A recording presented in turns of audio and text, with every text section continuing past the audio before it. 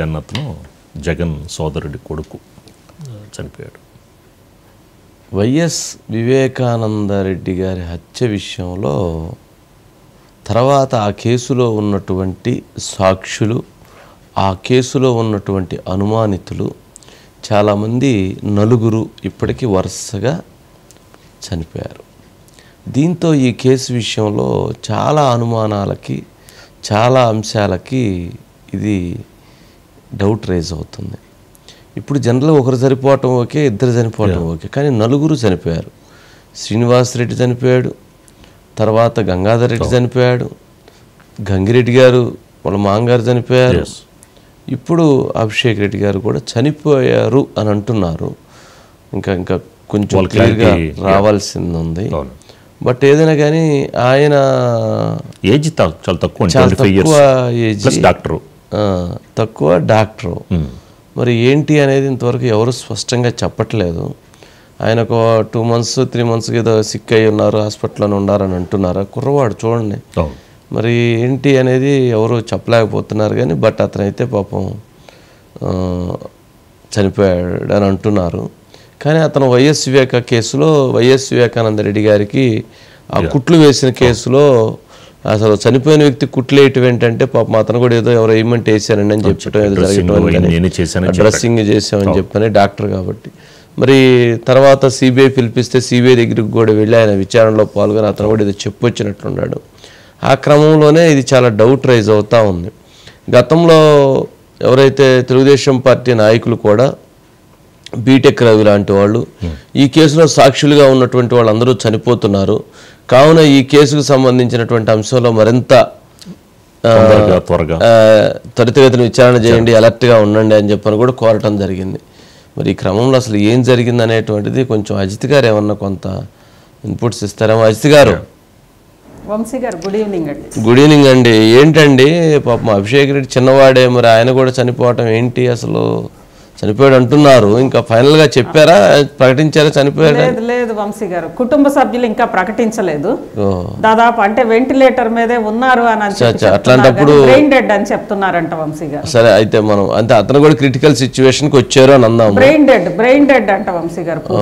Okay, ఏందండి, ఎందుకని అసలు ఎందుకు అలా జరుగుతుంది అజిత్ గారు, ఏంటి అసలు? అంటే ఇతని విషయంలో మాత్రం నిజంగానే చాలా అనుమానాలు ఉన్నాయి వంశీ గారు. ఒకటి, అభిషేక్ రెడ్డి వయసు 34 years వయసు, అదేవిధంగా వైఎస్ఆర్ విద్యార్థి విభాగానికి సంబంధించి చాలా చురుగ్గా పనిచేశాడు. దాంతోపాటు ముఖ్యంగా పులివెందల్లో అత్యంత క్రిటికల్గా ఉండే లింగాల మండలానికి తను ఇన్ఛార్జిగా పనిచేసి మొన్న పులివెందుల జగన్ ఎన్నిక సందర్భంగా ఆ మండలం నుంచి మంచి మెజారిటీ తీసుకొచ్చారు వంశీ గారు. గతంలో అదే మండలానికి సంబంధించి అవినాష్ రెడ్డి గారు కూడా ఆ మండలం నుంచే రాజకీయాల్లోకి ఎంట్రీ ఇచ్చారు. ఆ తర్వాత అభిషేక్ రెడ్డి.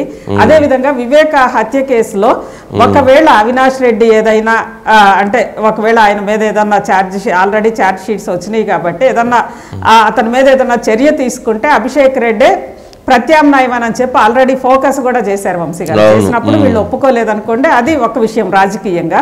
మరోవైపు వంశీ గారు ముఖ్యంగా ఆ రోజు వివేక మృతదేహానికి కుట్లు ఎవరైతే వేశారో ఆ బృందంలో అభిషేక్ రెడ్డి కూడా ఉన్నారు. అభిషేక్ రెడ్డి గారు కూడా వైద్యులు జగన్మోహన్ రెడ్డి గారికి పెదనాన్న మనమడు, అంటే జగన్మోహన్ రెడ్డి గారికి అన్న కొడుకు అవుతారు వరుసకి, ఆయన వైద్యులు. ఆ రోజు ఉండడంతో పాటు ఒక మీడియా ఛానల్ డిబేట్ సందర్భంగా అడిగితే అలా ఎలా కుట్లేస్తారంటే, ఇంజరీ ఉంది కాబట్టి కుట్లేసామండి, యాజ్ ఏ డాక్టర్గా మా బాధ్యత మేము నిర్వర్తించాము, ఆ మృతదేహానికి అదంతా బ్లీడింగ్ అవుతుంటే అది ఎవరు కూడా చూడలేరు కదా అన్నట్లుగా ఆయన ఓపెన్గా చెప్పారు వంశీ. ఎస్, అంటే ఓపెన్గా చెప్పిన అభిషేక్ రెడ్డి సరే 2019 వరకు కూడా కొంత అవినాష్ రెడ్డితో కొంత విభేదాలు ఉన్నాయంట వంశీ గారు. సిబిఐ ముందుకెళ్ళి ఆయన సాక్ష్యం చెప్పారు, బయటకు వచ్చిన తర్వాత కూడా కొంత ఏదో లిటిల్ బిట్ గ్యాప్ ఉంది. కానీ వైఎస్ జగన్మోహన్ రెడ్డి గారితో కలిసి పనిచేయడమే కాదు, అసలు అభిషేక్ రెడ్డి గతంలో జగన్మోహన్ రెడ్డి పాదయాత్ర సందర్భంగా చాలా యాక్టివ్గా అందరినీ సమీకరించడం కానీ, ఆ పాదయాత్ర పొడవునా ఉండడం కానీ, ఇదంతా కూడా మంచిగా ఒక రైట్ హ్యాండ్ లాగా జగన్మోహన్ రెడ్డి గారికి పులివెందుల కాన్స్టిట్యున్సీలో ఉండేవాళ్ళంట వంశీ గారు. ఆ తర్వాత సిబిఐకి చెప్పిన తర్వాత సరే పెద్దగా మొత్తం మీద ఏదో గ్యాప్ ఉంది వాళ్ళ మధ్య, అవినాష్ రెడ్డి అండ్ అభిషేక్ రెడ్డి మధ్య. ఆ గ్యాప్ తర్వాత మనం చూస్తా ఉన్నాం కదా వంశీ గారు, విజువల్స్ లో కూడా మనిషి ఎలా ఉన్నాడు అనేది.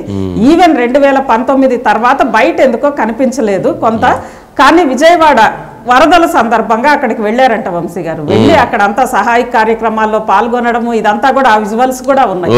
ఆ తర్వాత అక్కడే ఎందుకో సిక్ అయ్యారంట, తాడేపల్లిలోనో విజయవాడలోనో ఎక్కడో మొత్తానికి సిక్ అయ్యారు. అసలు ఏమి సిక్ అయ్యారు, చాలా సీరియస్ గా సిటీ న్యూరోలో ఉన్నారు, చాలా రోజులు ఆ కోమాలో ఉన్నారు అని చెప్పారు. ఆ తర్వాత ఏఐజీకి షిఫ్ట్ చేశారు. అసలు ఎందుకు సిక్ అయ్యారు, మొత్తానికి తలకి ఏదన్నా గాయం తగిలిందా, పడి ఆ సందర్భంగా ఎక్కడన్నా పడి చాలా తీవ్రమైన గాయం తలకి తగిలిందా అనే అనుమానాలు కూడా అప్పుడు వచ్చినాయి. కోమాలోకి కూడా వెళ్ళారంట వంశీ గారు. తలకి గాయం తగిలి సిటీ న్యూరోలో ఉన్నారా అని చెప్పి అది కూడా వచ్చింది. అంటే గతంలో మనకి తెలుసు కదా వంశీ గారు, సిటీ న్యూరో అనగానే అది గతంలో వైఎస్ జగన్మోహన్ రెడ్డి గారు కూడా అక్కడే మెడ మీద గాయం అయినప్పుడు అక్కడే ఆయన ట్రీట్మెంట్ తీసుకున్నారు. ఆ తర్వాత ఈయన అభిషేక్ రెడ్డి గారు అక్కడ తలకి ఏదో బలమైన గాయం, అది ఆ సందర్భంగా ఇంకా ఆయన విషయంలో ఇంకా కన్ఫర్మ్ చేయలేదు కాబట్టి బ్రెయిన్ డెడ్ అంట వంశీ గారు. అదే ఆయన కోలుకోవాలని కోరుకుందాం, ప్రార్థిద్దాం. అభిషేక్ రెడ్డి కోలుకొని మళ్ళీ మామూలు మనిషిగా రావాలని. ఎందుకంటే ఇంకొంచెం అది కన్ఫర్మేషన్ అయ్యేంత వరకు కొంత వెయిట్ చేయటం మంచిదేమో అని అనిపిస్తుంది అజిత్ గారు. 2019 మార్చి 15న వైఎస్ వివేకానంద రెడ్డి గారి హత్య జరిగిన తర్వాత సెప్టెంబర్ 2వ తేదీన కేసులో సాక్షిగా ఉన్నటువంటి శ్రీనివాసరెడ్డి గారు అనుమానాస్పద స్థితిలో ఆయనంతటా ఆయనగా పురుగుమందు దాగి చనిపోయారు. తర్వాత 2020 ఈ సందర్భంగా ఇంకొకటి కూడా అయింది వంశీ గారు, లేఖ కూడా రాశారు ఆయన. భాస్కర్ రెడ్డి సార్ చాలా మంచోళ్ళు, భాస్కర్ రెడ్డి సార్ పార్టీలో చాలా బాధ్యతలు తీసుకుంటారని అంటూ చాలా భాస్కర్ రెడ్డి గారిని పొగుడుతూ లేఖ కూడా రాశారు వంశీ గారు. లేఖ రాసి సూసైడ్ చేసుకొని చనిపోయాడు.